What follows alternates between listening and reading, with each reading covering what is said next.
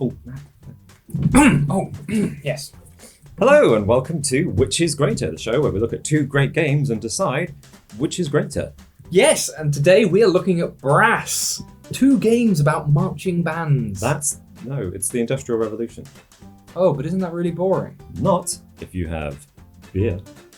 Why do you have beer? Because I'm looking at Brass Birmingham, and life is just better in Birmingham. Oh yeah? Well, I have a top hat. Touché. Brass Lancashire even stars Academy Award winner Daniel Day-Lewis. Whoopsie daisy! What does Birmingham have on the cover? A puddle? Outside of a pub? You know what puddles outside pubs are made from, don't you? Beer? It was once. Regardless of which county you're in, the Industrial Revolution proceeds in much the same way. An age of canal building. In which the waterways of England will fill with barges connecting city to city and coal mine to factory in a great web of watery roads, the like of which we won't see again. Until Brexit hits and all the petrol runs out. This is followed by a rail age, in which everyone realises that canals kind of suck, fills them up with used shopping trolleys and like, and then starts building railways. Competition really heats up and demand for coal goes through the roof. I'm just going to take some coal. No! My coal! But while these transportation links define the age, they could be just the means to an end for the players. You are industrialists building great industries across the map, for profit and points, if you can get the tokens to flip. Each industry can only be built in the matching spaces on the board. Each one requires varying amounts of iron or coal or cash to build, and each one can only be flipped over in its own way, rewarding you with points or income. Plotting your way through the various industries on offer is where you create your grand strategic vision for the game. Wait. No. You create your grand strategic vision on the map. You deciding which areas you want easy access to and cutting your opponents out of them. No. It's all about the industries. It's only by building and completing industries that you get any income. Good luck building or completing anything without links to transport your coal around. There's a whole action dedicated to strategic industry play. Develop. This lets you clear off lower level industries from your player board, giving you access to the more valuable higher level industries. Hey, don't throw shade at link building just because its strategies arise naturally out of the mechanics for placing them.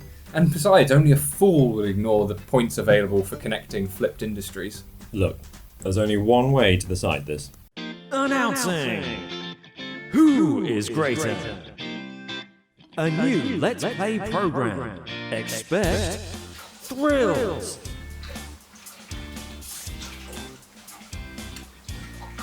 Expect surprises! So you want to do? No, wait. Yeah, can I take that back? Yeah. Expect insightful commentary.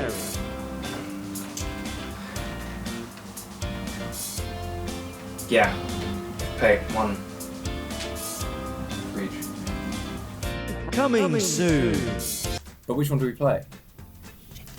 You might think we'd start describing the differences now, but no, we still haven't explained the core sitting beneath these two games, what you can even do. Everything is built around your hand of cards. Like, literally, these cards prescribe where or what you can build. Playing a city card lets you build one of the industries in that city, no matter where that is on the map. However, that build isn't free. Coal and iron are resources in both games required for building certain industry tiles. Iron is much easier to deal with, because it teleports. You can buy your iron direct from the market. Coal, on the other hand, is much harder to manage, because historically they needed so much more of it, so you either need to have built links to coal ahead of time, or you need to be able to make use of the network that others have built. So, to build this cotton mill in Colne, I need to buy iron from the iron market and spend a coal from Robin's coal mine in Burnley. What on earth is Colne? Let's learn! So, TripAdvisor recommends Waikola Park. Waikola. And Foul Ridge Canal Cruises. Jesus! I am never going to Colne. The other type of card depicts a specific industry. You can build this in any matching space in a city that is part of your network, that is, connected via your own link tiles. See? Told you links were important. Oh, get out of here! Thing is, that while building industries is very specific to the cards in your hand, nothing else is. Every action requires you to discard a card in order to perform it, but the other actions, whether it's building links or taking a loan or developing industry tiles, can be performed using any card. This gives you a huge degree of control, even as you are restricted by the luck of the draw. These cards give you options, and you craft your hand as you play, binning cards you don't want and waiting for the right time to play your key cards to build. It guides your strategy, and as you draw new cards, new options present themselves. Yoink!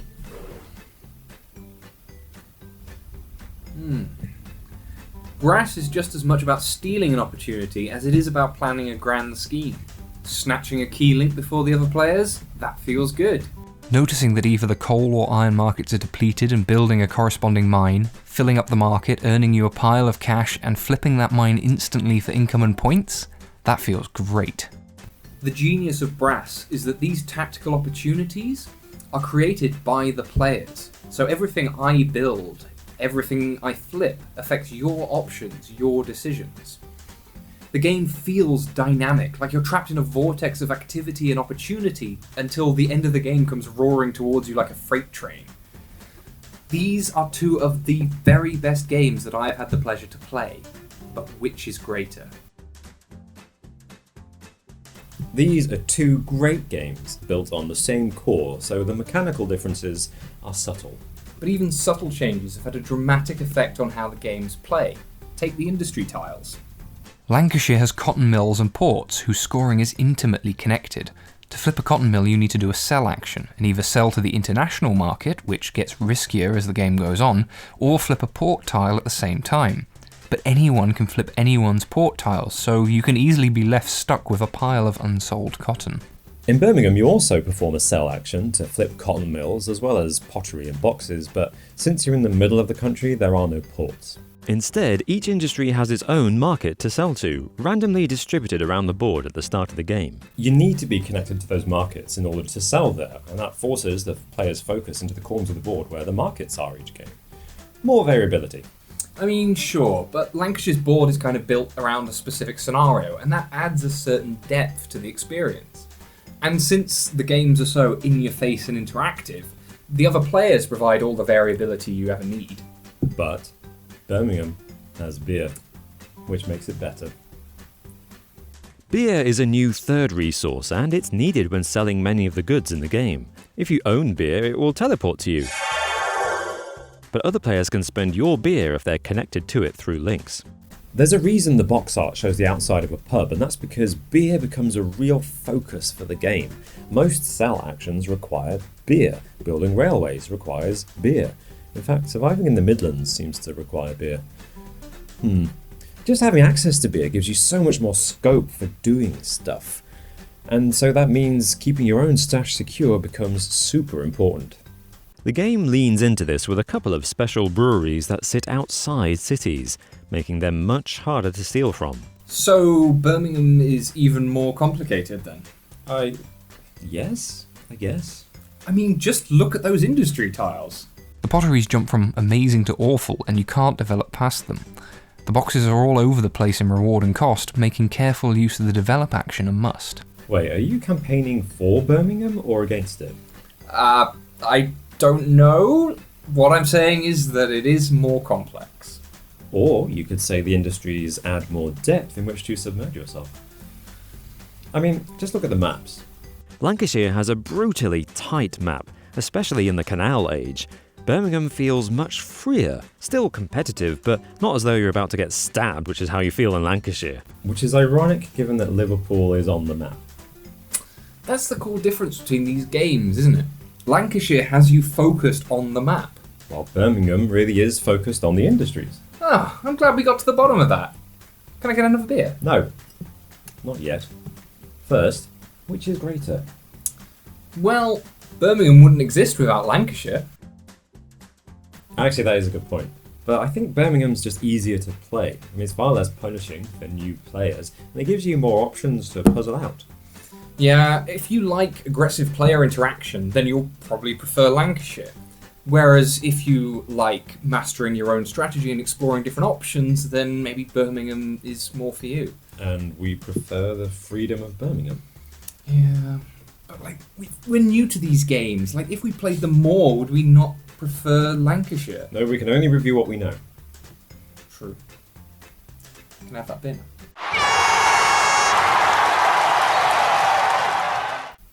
I think we did a pretty good job of insulting everyone who lives up north. Especially Cole. Especially Cole. Thank you for watching, everybody, and if you enjoyed this video, then don't forget to like and subscribe if you're new, and if you're not new, then please click the bell notification to make sure you never miss out on a future video. We'll be back next week with another Which is Greater. Until then, if you want to know more about Brass Lancashire, check out the Gaming Rules How to Play video that should be on the screen somewhere. It's a great video. Yep. Did you know Fleetwood on the Lancashire map is in the wrong place? Is it? Yeah, it should be a quarter of an inch to the left. I don't care.